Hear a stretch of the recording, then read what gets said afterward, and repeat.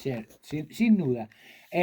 Hoy hay una propuesta, un nombre, un disco fundamentalmente, que no sé, yo creo que es una especie de rompeaguas en muchos sentidos, eh, sobre todo con la época en que sucedió y las letras. ¿Cómo la ves vos, Carlos? Sí, para mí un disco totalmente, absolutamente disruptivo, un disco debut que más que improbable, o sea, que una banda nueva tome tanto riesgo como el que tomó King Crimson cuando grabó In the Court of the Crimson King, 1969, o sea, situémonos en el año, ¿no? Mm.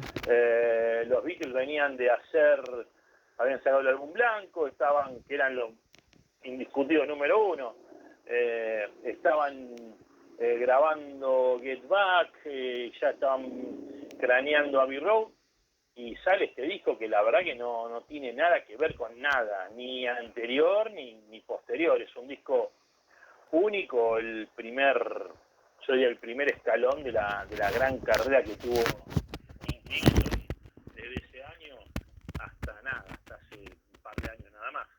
Yo me acuerdo, no me acuerdo exactamente la formación, además de Robert Fripp, que estaba en la guitarra y era, digamos, como el líder de la banda, que a mí me contaron que tenía una forma, una afinación en la guitarra, no sé si por ahí me equivoco, mi memoria no llega. Creo que él hacía algo así como poner las cuerdas de la guitarra como al revés.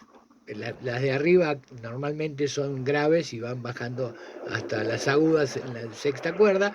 Él ponía las cuerdas al revés, con las agudas arriba o hacía una Sí, afinación particular y personal. y eso fue lo que le agregó, digamos, le agregó un toque especial. Uno ya sabe cuando suena la guitarra que deprime.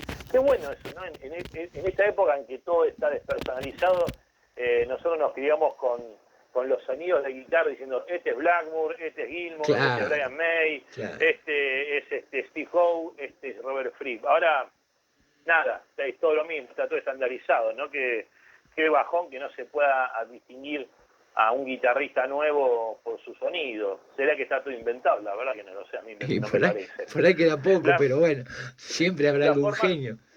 la formación era la siguiente: Robert Fripp en guitarra, Ian McDonald, que la otra vez decíamos, Ian McDonald después se va de acá, de Crimson, cuando termina este primer disco se va, y a los años forma Foreigner, es uno de los miembros fundadores de Foreigner, Ajá. y si uno escucha bien el primer disco de Foreigner, el homónimo, hay algún eco crimsoniano en algún momento en el disco, hay que prestarle atención.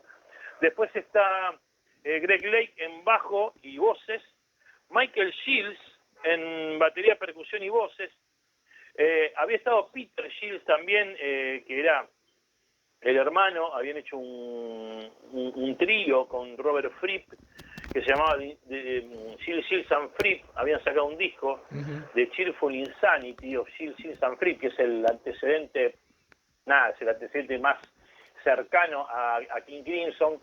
Después, bueno, como no pasó nada con el disco, hubo medio ahí un estado de desilusión y ahí fueron que sumaron a Ian McDonald y se fue de a poquito formando incluso pasó por ahí alguna cantante que pasó por Fairport Convention también en algún momento, pero la formación quedó así. Peter Sinfield es gran, o sea, un gran peso, un gran importante, una persona muy importante en el grupo, porque era el que hacía las letras, justamente lo que usted Exacto. recalcaba recién, Armas. Sí, sí. Sí, básicamente Sinfield se ocupó de la mayor parte, por lo menos en una época de lo que era la lírica de las canciones de King Crimson. Y yo estaba mirando hace un rato, a ver si puedo encontrar en la internet eh, la traducción de tanto tema In the Curos Crimson King o el otro que vos querías era... ¿Recordás Sí, Carlos? Hombre hombre esquizofrénico del siglo XXI, que dice algo así. En un momento dice, pira funeraria de los políticos, inocentes quemados con fuego de napalm, 21st century schizoman, o sea, hombre esquizofrénico del siglo XXI. Es buenísimo porque dice...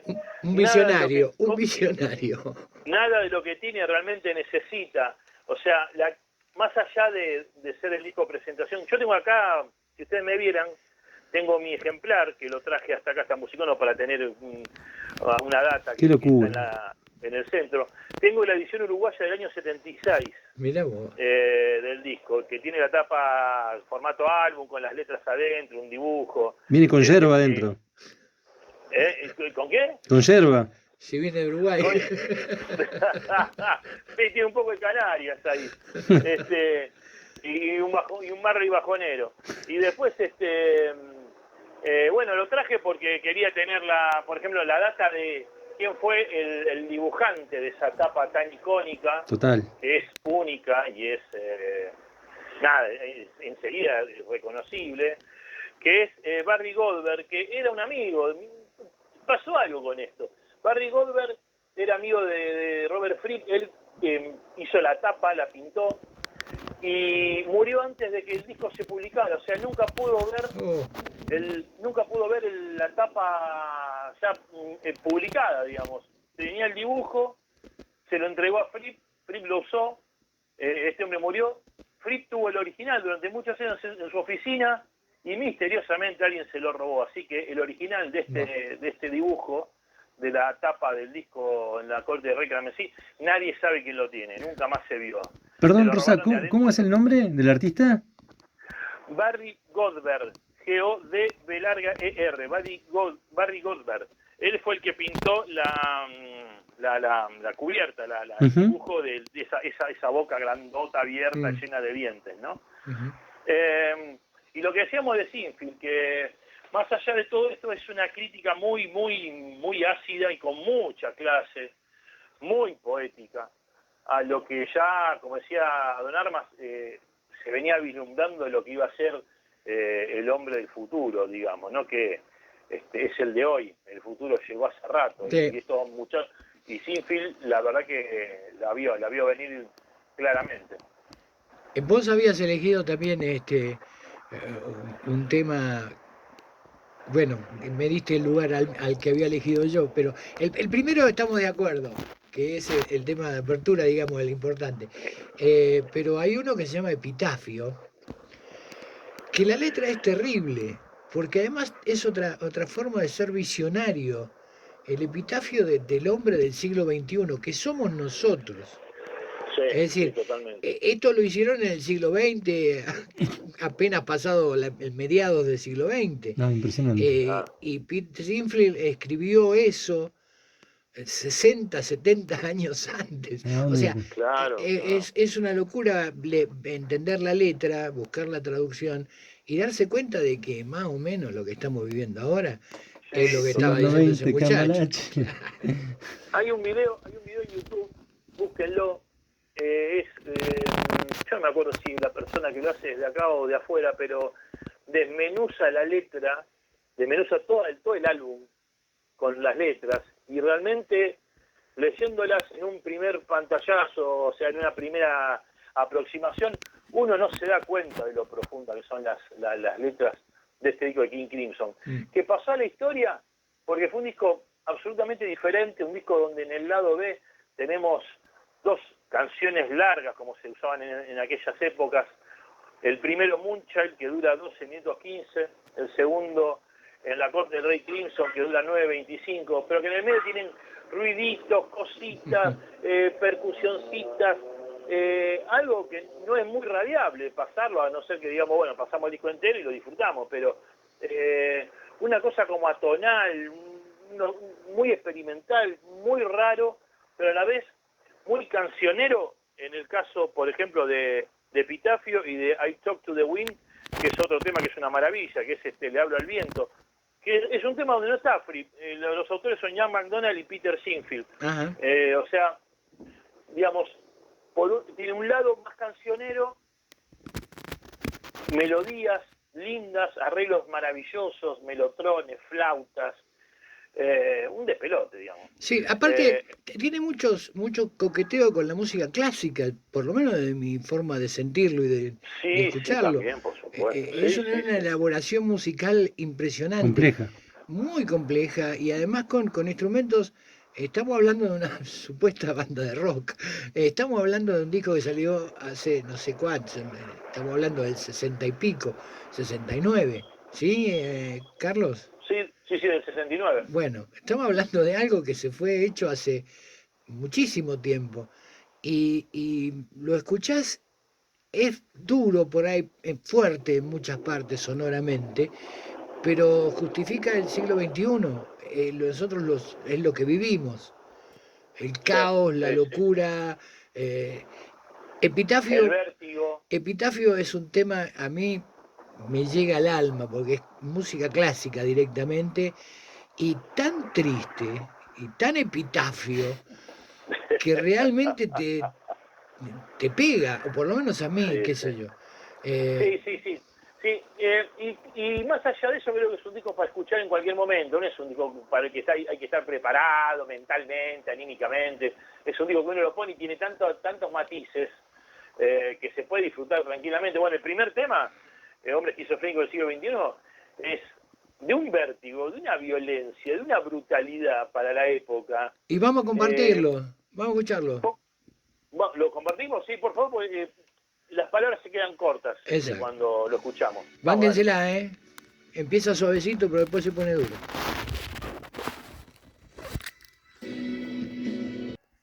Bueno, más o menos una idea de lo que estábamos hablando con Carlos. Carlos, lo hemos cortado porque pensamos pasar otro tema más, por lo menos. Está perfecto, sí, está muy bien. Recordemos que Greg Lake, bajista, que después este disco comienzan a grabar un segundo disco, se llama In the Wake of Poseidon, que si lo escuchan casi calca la estructura musical de este primer disco, es como un gemelo, no de menos calidad, pero tuvo menos repercusión. Y Lake en ese momento se va para formar nada más ni nada menos que el trío Emerson, Lake and Palmer, que fue una de las patas más importantes del progresivo y del sinfónico de los 70, digamos. Era mi banda ícono, ícono. Claro, estaba Genesis y Emerson, Lake and Palmer, que fueron las tres bandas que no solo llevaron al límite al rock progresivo, sino que también personificaron todos los excesos y todo el tema de tocar con pieles, tocar con 200.000 instrumentos, ir a grabar a Castillo, cosas extrañísimas. Bueno, Kate Emerson era el piloto de prueba de Roger Moog, el inventor del sintetizador. Kate Emerson era el piloto de pruebas de él. Claro, él tenía una banda llamada The Nice, que también era un trío, y también lo deshace para formar Emerson, Lake and Palmer. Kyle Palmer venía de Atomic Rooster, también otra banda de rock bastante fuerte también. Entonces, después, durante toda la carrera de Crimson, se fueron sucediendo los cambios de integración. Pasaron muchísimos músicos muy importantes, como Mel Collins, saxofonista, John Wetton principalmente, voz y también bajista, que después fue tuvo mucho éxito con Asia. Digamos que fueron un montón de músicos. Adrián Beleu en los 80 y también yo le decía en los 90. Yo le decía Adrián Beleu. Adrián Beleu, Beleu. Sí, es como, nada, está muy bien. Sí, es el mismo muchacho, que fue con el que vino King Crimson acá a presentar Broom, que fue un mini álbum que marcó el regreso de King Crimson en los 90, que hicieron su primer recital de la gira y lo presentaron acá en Buenos Aires, en el Teatro Broadway, lugar donde yo estuve. Impresionante. Carlos, disculpa que me meta acá y a Héctor les pido disculpas, pero ¿recuerdan cómo llegan a Crimson? ¿Por alguien en particular o...? Yo ya conté que paraba en lugar de en la esquina, con la barra de la esquina, era la barra de la disquería. O sea, parábamos en la puerta de la disquería. ¿No entraban? No, era una galería, ¿viste? Estaba justo en la vereda, la disquería daba a la vereda. Y el dueño de la disquería era un muchacho un poco más mayor que nosotros, no era un hombre mayor, un tipo de 20 y pico, y nosotros éramos de 15 y algo. Y parábamos ahí, entonces todo el tiempo teníamos las novedades, porque él cambiaba la vidriera y ponía lo que venía y nosotros y le pedíamos que nos pusiera. Tenía el parlante a la calle y veíamos a ver qué es eso y de ahí íbamos eligiendo. A veces por conocimiento y otras veces por portadas, así, porque decían, a ver, poneme esta Sí, portada, ¿qué es? exacto, Sí, claro. exacto. Lo que te llamaba la Claro, atención. claro. Después terminé trabajando en la Ah, disquería trabajaste por en la un dije, tiempo, mirá qué sí. bueno, Después, ambos. después me quedé ahí vendiendo discos, lo cual hacía mucho más fácil saber de qué se trataba todo. Pero bueno, nada. Yo cuando descubrí King Crimson, me enamoré. Y lo mismo me pasó con Emerson Lake and Palmer. O sea, todo lo que salía de lo normal, digamos, de Lo lo establecido. establecido que sonaba en la época, a mí personalmente me llamaba mucho la atención y empezaba a descubrirlos. Eso me permitió conocer una cantidad de bandas que de otra forma no los hubiera conocido. Pero lo que yo conté de cómo me empecé a volver loco con la música cuando salió Abbey Road, que fue el último disco de los Beatles, que fue en el año 70 redondo, sí. Eh, y a partir de ahí empecé a buscar por ese lado, pero me topé gracias a la ubicación de perder tiempo en Qué la vereda lindo, qué con todo lindo, ese tipo de ¿no? música. Y después ya me volví loco con la música. Pero todo esto de la música rara de esa época, si escuchás, como lo acabas de escuchar ahora, este tema de King Crimson, es atemporal. No, No, ni no puedes hablar. ubicarlo, o sea, lo ubicás porque lo conociste en la época y demás, pero alguien que no lo conoce, que no lo escuchó nunca, no puede ubicarlo en qué era de la Y ni siquiera, música. ni No. siquiera suena viejo, digamos, ni Ni siquiera suena No, claro, para desactualizado. nada, claro, claro. muy cinematográfico también me suena la música. Es que esa era la intención, que vos, yo tenía esa costumbre Visual, también. En líneas generales yo tenía mi habitacioncita, mi piecita, y tenía ahí el tocadisco y todo lo demás, y yo me ponía los auriculares y cerraba los ojos, y me hacía la película total, con la música. total. Me pasó mucho con Pink Floyd, por supuesto, que es ideal también. Eran otras épocas, así nos quemábamos Bueno, el cerebro, no con tengamos, droga, no con droga. tengamos, tengamos en cuenta que este disco tiene solamente 5 canciones. Claro. El lado 1 empieza con Hombre Esquizofrénico del siglo XXI, incluye Mirrors, espejos. Ujú. El segundo tema, Le hablo al viento. El tercero, Epitafio, que incluye la marcha de la sin razón y Mañana y Mañana. Este es el lado 1. Lado 2, La chica de la luna, que incluye El sueño y la ilusión. Y La corte de Rey Crimson, incluido el retorno de la bruja de fuego y la danza de los muñecos. O sea, en 5 canciones estos tipos revolucionaron absolutamente todo. Yo creo que llegué más que nada al revés, porque yo escuchaba a Emerson Lake and Palmer, el hermano